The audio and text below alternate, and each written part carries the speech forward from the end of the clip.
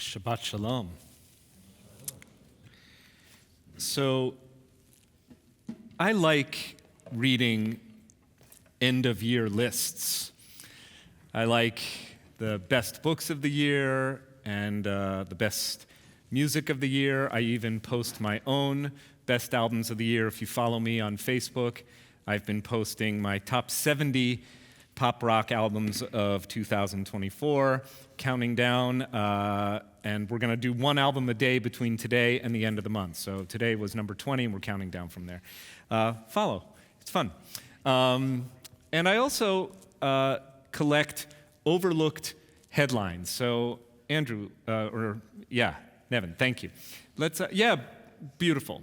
So every year for the last many years, on the last Shabbat where I'm the designated speaker, I round up my favorite Jewish headlines of the year for us to consider as a congregation by way of my Friday night remarks.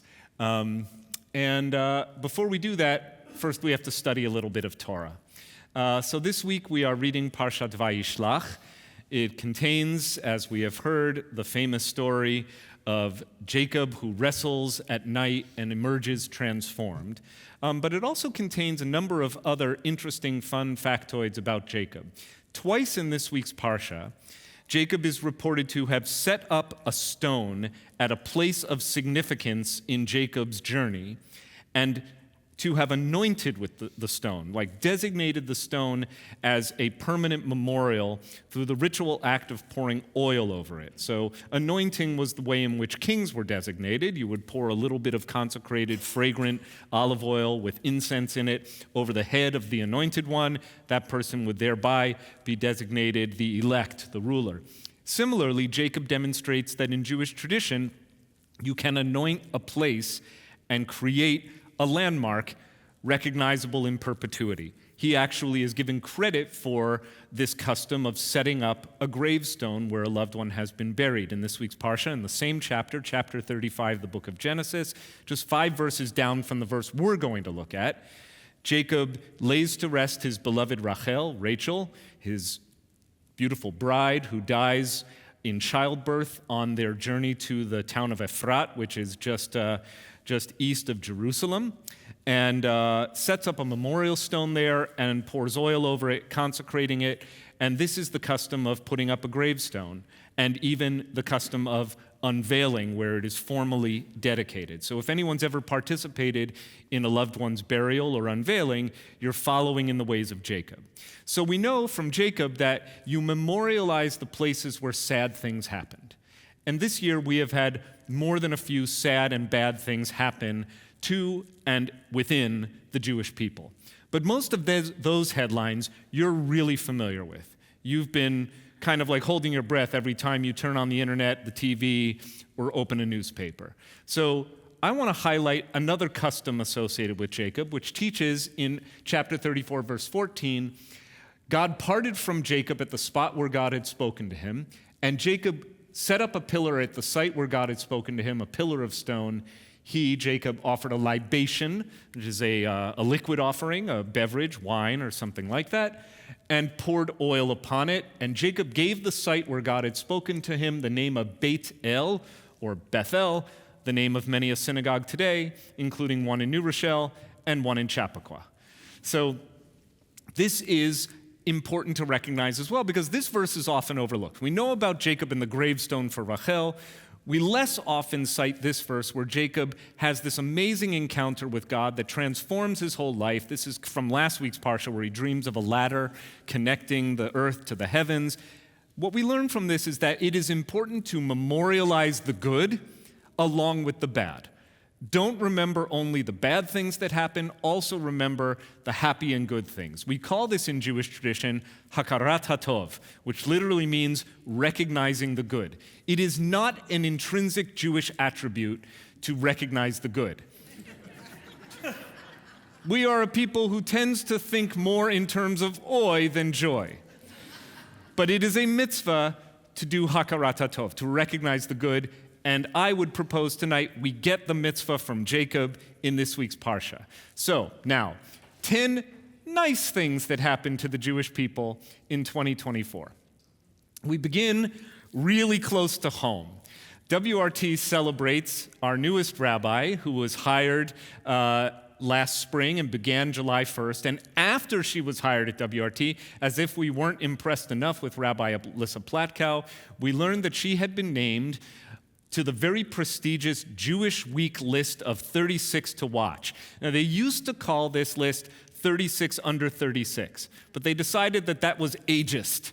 And so they just now find 36 nice people who are doing amazing work for the Jewish community, and our own Rabbi Platkow was recognized among the 36 to watch for her creation of the first non-Orthodox, that is progressive in the sense of Jewish progressive, Chevra Kadisha, which is the sacred burial society that prepares people who have died within the Jewish tradition for traditional burial.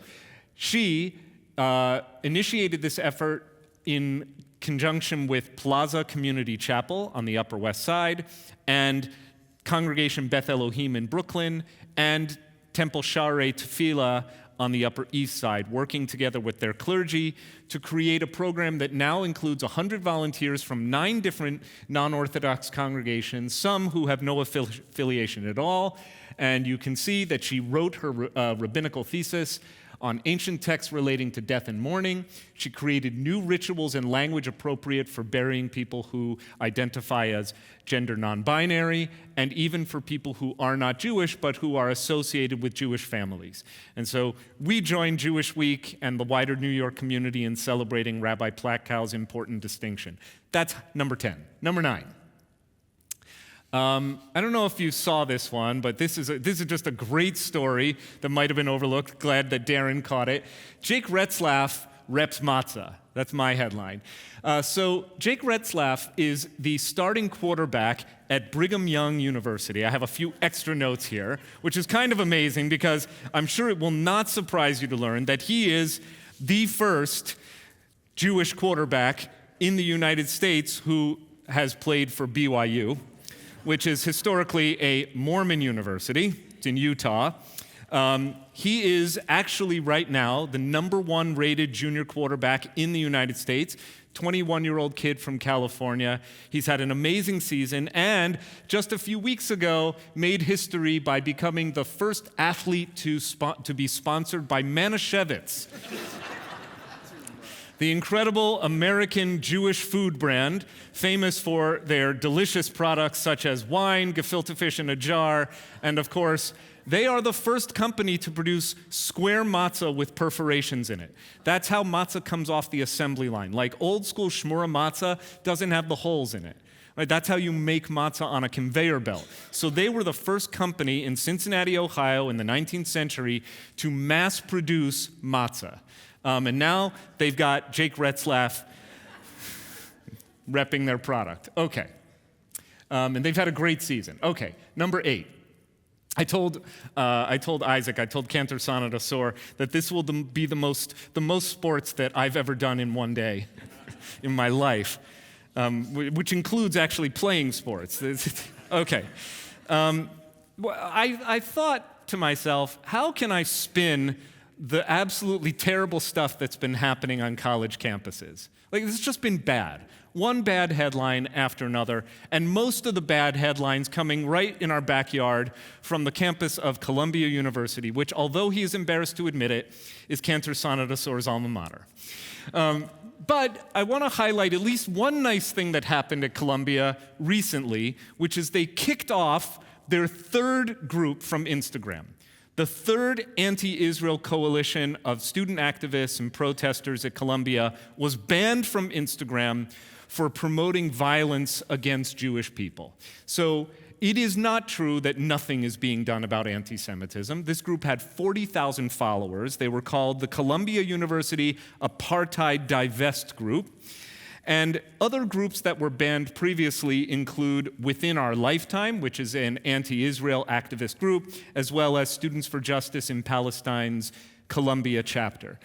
So some of the lousy stuff they had done was they had text and images that promoted violence against university trustees, whom they called violent genocidal Zionists and murderers.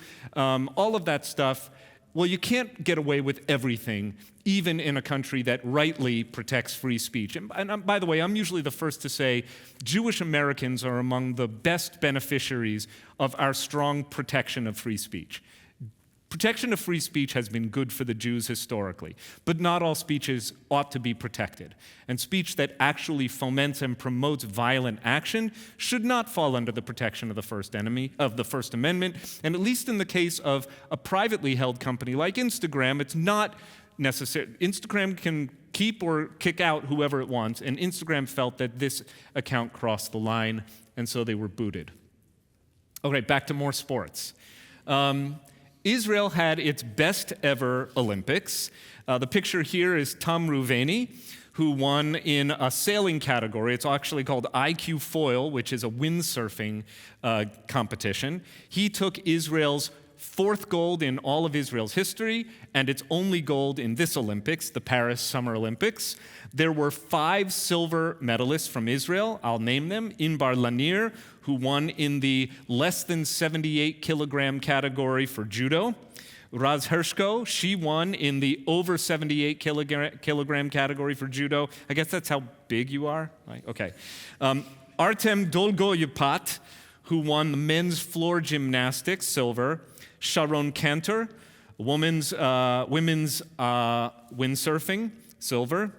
And the women's rhythmic group all-around gymnastics medal was given to the Israeli team, silver medal as well. And judo player, what's a judoist? Just a Jew? I don't know. What is a judo person? Okay. Peter Palchik took home the bronze for Israel in men's judo in the less than 100 kilogram category. Okay. You may recognize this woman. Her name is Edin Golan. She is the 21-year-old Israeli superstar singer who placed 5th at the Eurovision contest. Now, you might think, well, Israel has taken home first prize in Eurovision. Why should we celebrate 5th place? Well, there's a lot behind the story of Edin Golan and the song that placed 5th at Eurovision this year. So I'll tell just a little bit about it. Originally, the song, which was written by 3 superstars in Israel, Avi Chayon, Karen Peles, and Stav Berger, they wrote a song called October Rain shortly after the massacre of October 7th. And it explicitly named the trauma that Israelis had suffered on that day. The judges, when this was submitted for Eurovision in February, requested a rewrite of the song. They said, actually, no, Eurovision is an apolitical contest, and these lyrics are too political, so go back and rewrite it, and they did. They renamed the song Hurricane, but it is only a very thinly veiled rewrite of the original, which is explicitly about October 7th. The judges did not favor this song. There was a lot of politics that infected Eurovision this year. And in fact, there was a campaign in April and May to bar Israel from competing that was led by all of the countries of Scandinavia and Ireland. I talked about this on Kol Nidre this year. Countries where 99% of the people have never even set foot in the Middle East decided that Israel should not qualify for Eurovision. They lost that bid to bar Israel from Eurovision. And although the judges awarded Israel a measly 52 points, Eurovision is also graded by voters who televote from home. So it's like American Idol. You pick up the phone, and in the voting public, Israel placed 2nd overall, which jumped their standing all the way up to the top 5 out of like more than 25 competing countries. So something nice that happened for the Jewish people this year. Edin Golan also marched on a float in the Celebrate Israel parade on June 2nd. A number of us in the congregation were there. Her float was several meters in front of us, and she has made several trips to the U.S. to promote Israel during this most difficult period since October 7th. Okay, this one, a lot of these were recent headlines. This depicts the swearing in of Senator Adam Schiff. Anyone who's been paying attention to the news probably knows Schiff and his role in the Trump impeachment and efforts to find Trump guilty of other high crimes and misdemeanors. The book in his hand is what interests me. He chose to be sworn in on a book called Mishneh Torah, which was the monumental law code of the greatest sage of the Middle Ages, Rambam or Maimonides, saying that he chose this volume, in his words, because of its commitment to the rule of law. You might want to read into that. And because he is a geek with a lot of intellectual curiosity, just like Maimonides. And so he chose a 1490 printing of this book from the original Gershom Sonsino printing family, which is still a major Jewish text printing house. So really interesting. This was just like a week and a half ago that he decided to take the oath of office on this book, which apparently there was some debate whether or not that was allowed or permissible in the court, and they ruled that it was, even though it's not a Bible. Okay. How about more sports? I'm really outside my comfort zone with this. I'm going to do my best. This fellow is Zach Hyman, who led the Edmonton Oilers to the Western Conference Final with a career-best 54 goals this season. He's a former player for the Toronto Maple Leafs, and he's a serious Jew. He grew up at the United Synagogue Day School, graduated with honors from the Community Hebrew Academy of Toronto. A couple of other fun facts. In 2022, Zach Hyman was the only Oilers player to score a goal in every playoff game of a series. He is tied with Wayne Gretzky for the longest home goal streak, 10 games in a row where he scored. And he is tied with Austin Matthews, who is captain of the Maple Leafs right now, as the leading goal scorer of the 2023-2024 NHL season. So he's a big deal, and we celebrate his Jewish pride. Okay. I also learned this was not in time, but I was showing this with Cantor and Rabbi Platkow, who's also very, very sports knowledgeable, kind of like scary, like the two of you together talk sports all day long, and I'm like, that's like Talmud to most people.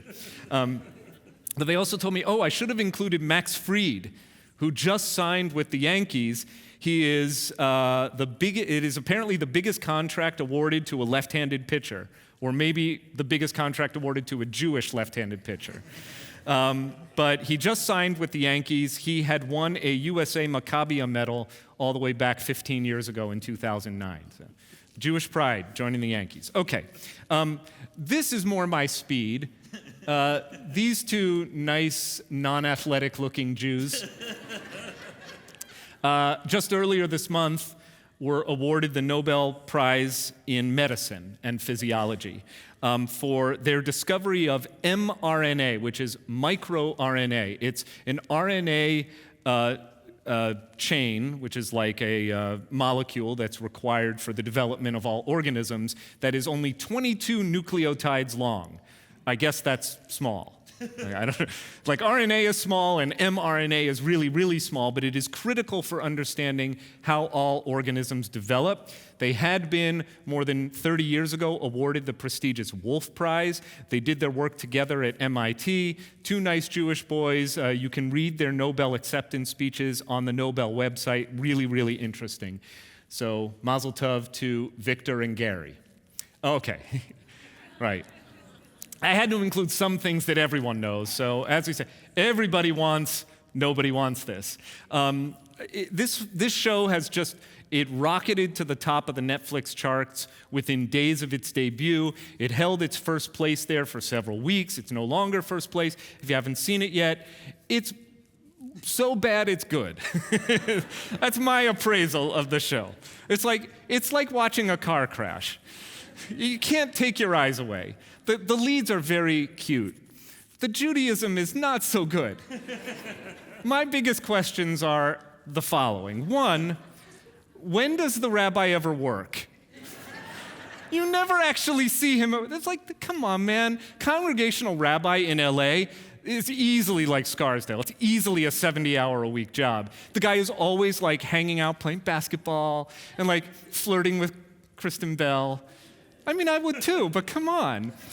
And the other question I have is, why did every Jew in the world think that this was worthy of texting their rabbi and cantor the week of Rosh Hashanah, which is when the show came out? It's like, Rabbi, have you seen the show? I'm like, I'm writing a sermon. No, anyway, but hey, some Jewish pride. It was a nice feel-good show about Jewish stuff, and at least if you're a rabbi, it made you look good. If you're a Jewish woman, kind of trafficked in some uncomfortable stereotypes. And I've been advised by more than a few people in the congregation, could you please call whoever is in charge of Nobody Wants This and tell them that the word shiksa is not okay? And it really isn't. It's not okay even for Jews to use amongst themselves. It's a really vulgar word. It comes from the Hebrew word that means an abominable, detestable thing. Like, it's really not a nice word. It literally means something that is like so non-kosher because it's like a creepy, crawly animal. No, not good. So we don't use that word. They do. Okay. I had to end on a note that was a little bit more serious. Because I feel like as we're enjoying the opportunity to do some hakarat hatov, to remember the good in a year with so much bad, we do so even as our hostages are still in Gaza. These are 3 pictures. These are the only pictures I didn't pull off the internet. These are 3 pictures I took when I was in Hostage Square in Tel Aviv 3 weeks ago. On the left, a table with 101 empty seats, sitting under a sukkah that is continuing to stand there unoccupied, a place setting for each hostage. Many of their loved ones come there and have left notes for their own family member on their place settings. In the middle is the count up clock, not a count down, but a count up. It counts every day, hour, minute, and second since the attacks of October 7th. And there on the far right are 5 Israeli young women between the ages of 19 and 20 who, weeks before the attack of October 7th, had been surfacing from their bunker intelligence that suggested that Hamas was planning a major attack, and they were disregarded by everyone else in the establishment. What do a couple of young women know about anything? Their commanding officers completely disregarded their alarm, and as a result, they were kidnapped into Gaza. The 5 of them. At least 2 have been identified as killed. 3 may still be alive and missing, and you see their faces everywhere you go. This is an artist rendering of them, but you also see photographs. Sometimes you see them in pictures before they were taken. Sometimes their bloodied bodies after they were taken, because there was photographs of them since they were taken captive. The words above their heads are what really struck me. They say, Histaklu lahen be'enayim, which means look them in the eyes.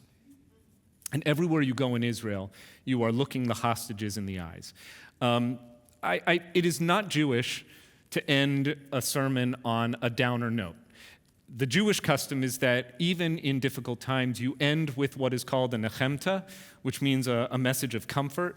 And so I share with you some cautious optimism that because of the turn of the tide of the war in Lebanon and now Syria, and a dramatically weakened Iranian axis of terror, there is increasing interest in bringing about a ceasefire deal by releasing the hostages in Gaza. And those talks have been scheduled to renew in Cairo this week. And so let us pray together that the next time I do a year-end roundup, it will be with our hostages, all the ones who are alive and all the ones who are dead, returned home to their loved ones. Ken yehi ratzon, so may it be God's will. Shabbat shalom.